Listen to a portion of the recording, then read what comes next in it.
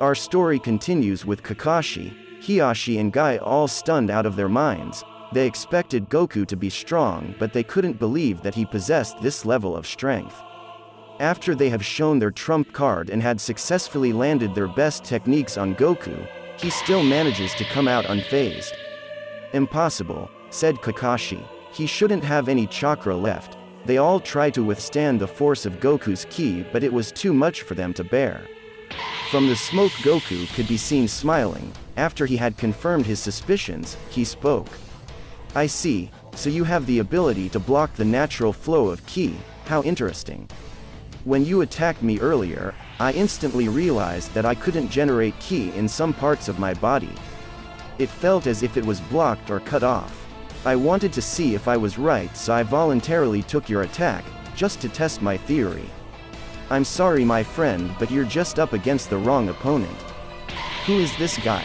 Said Hiashi as he was the most shocked of the three.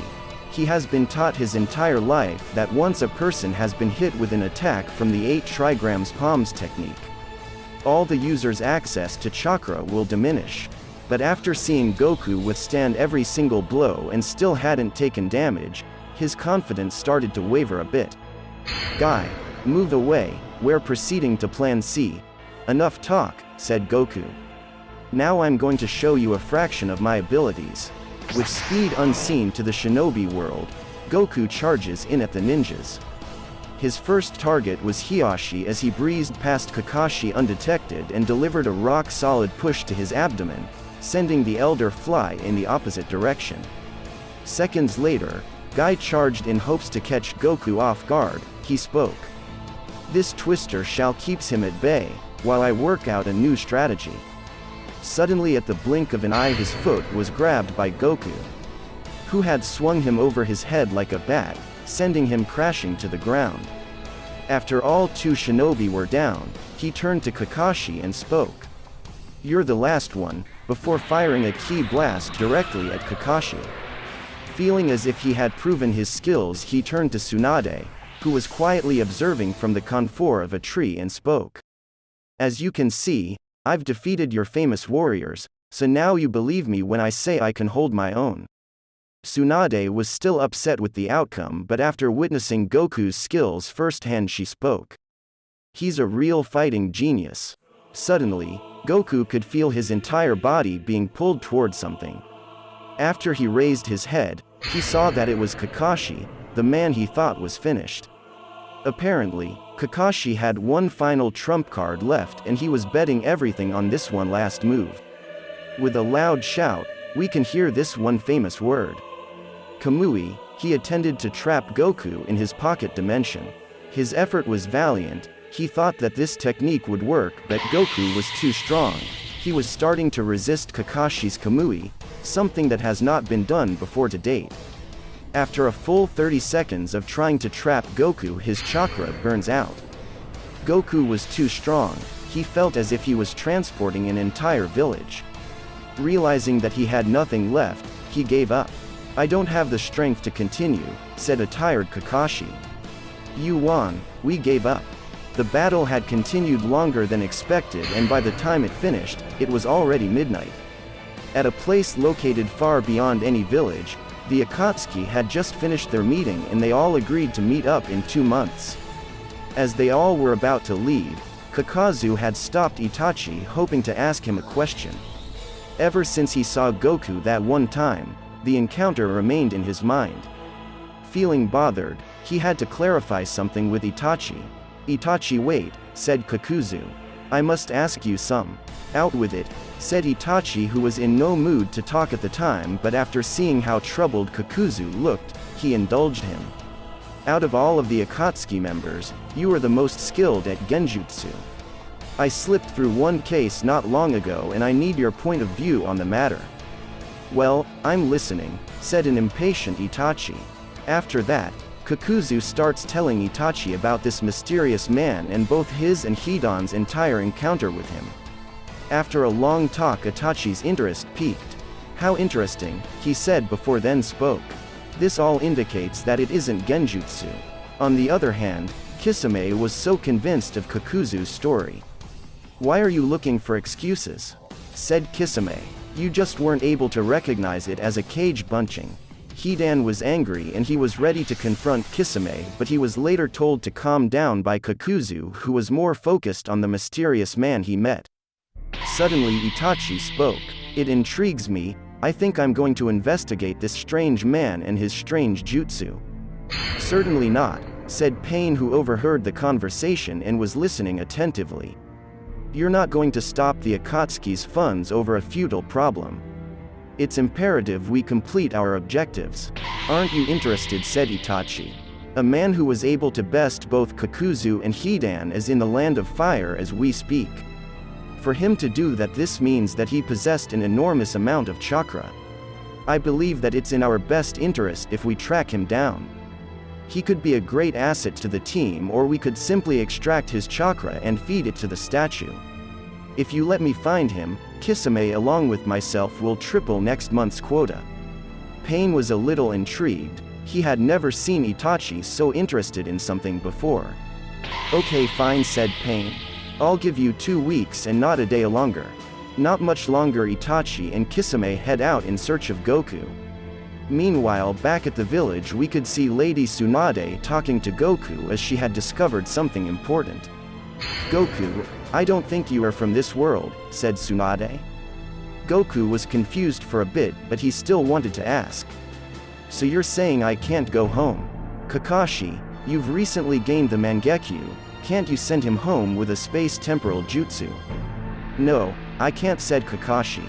That level of master is way beyond my current capabilities. It was at that, Lady Tsunade suddenly remembered that Jiraiya knows a jutsu that allows him to hide in another dimension and return from it when he pleases. He'll be a much greater help than us. Later that day, Goku was ready to head out, but before he had left, Lady Tsunade gave Goku a photo of Jiraiya and told him where he could be found. Suddenly a mystery person from the shadow spoke. So a being more powerful than Kyuubi, you say? And Tsunade is just letting him leave, just like that. How interesting. I must get my hands on this jutsu. With his jutsu added to my own, I'll be sure able to overthrow Tsunade and become the leader this village needs. Things are about to take an unexpected turn and Mother Fate is on my side. Our story continues with both Itachi and Kisame entering the land of fire in hopes of finding Goku. 4 days have passed out of the initial 7 days that they were given by Pain, and they still haven't managed to find nor heard a single news of this mysterious person that Hidan and Kakuzu had mentioned. The clock was ticking profusely and their deadline to find their target draws near. It was around 12 o'clock midday when Kisame insisted for them to take a break. During that time, Kisame had taken the opportunity to voice his thoughts. With a rigid voice, he spoke. Itachi, it's time you come to terms with the facts. This guy doesn't exist. It's been 4 days and we still haven't managed to locate a single trace of him. We haven't even gotten any piece of intel on him, nor has anyone in this village. You mustn't be so impatient, said Itachi. We'll find him in due time. Kisame was struggling to understand Itachi's reasons. He had never seen Itachi so focused on a person that may not exist. He was immediately intrigued and he wished to see this all the way to the end. Let's say for a second that this man existed. He has to be part of a secret organization or unit sent out by the Leaf Village. Think about it, he covers his tracks too well to be working alone. You could be right, but my curiosity has piqued. Furthermore, Kakuzu isn't a person who would lie to me. Okay, Itachi, I'll indulge in this endeavor of yours, but you're dreaming if you think he's just going to fall out of the sky in our laps, and to make matters worse, we'll have to stop searching in 3 days or else Pain will come looking for us. In mid-conversation, Kisame was forced to cut his speech short. Suddenly both him and Itachi could sense a massive amount of chakra traveling at great speed just above their heads. Did you feel that, Itachi? Said Kisame as they looked up in the direction where the chakra was concentrated. I don't believe, is a person flying. I've never seen nor felt anything like this. Itachi, would you say that he is our target?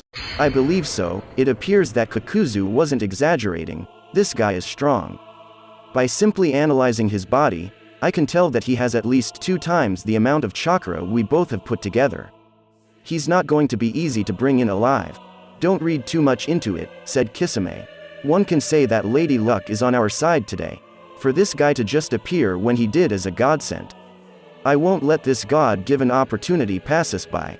With a technique familiar to the Naruto world, Kisame had performed a summoning jutsu, creating a water-style shark in the process. His motive was to get the attention of Goku, so he only sent the sharks to attack Goku mid-air. Meanwhile, Goku was on his way to find Jiraiya. He was carefully following the direction that Lady Sunade had given him. He couldn't use instant transportation as he had no idea of who or what he was searching for, so his only option was to travel the old-fashioned way. Suddenly he felt a ball of concentrated ki coming in his direction. After he had easily dodged it, he decided that it's best to fly down and check it out. What's your problem? Don't you know it's bad matters too? Before he could even finish his sentence, he immediately recognized the coats that Itachi and Kisame were wearing. With an inside voice he thought to himself, a black coat and a red cloud. No doubt, these two are members of the Akatsuki. So that's him, said Kisame. I must say, chakra aside, he doesn't look that strong to me. Foolish Kisame, you mustn't underestimate him. You're too quick to judge. Remember, we don't know any of his abilities yet. Since you are so eager to fight him, then be my guest. I'll stay back and analyze his jutsu with my Sharingan. You're very cruel, sending me out as a test subject just so you can see how he fights. I like it. With an impatient grin on his face, he spoke. I'm Hoshigaki Kisame, and my friend over there is Itachi. It's a pleasure to meet you.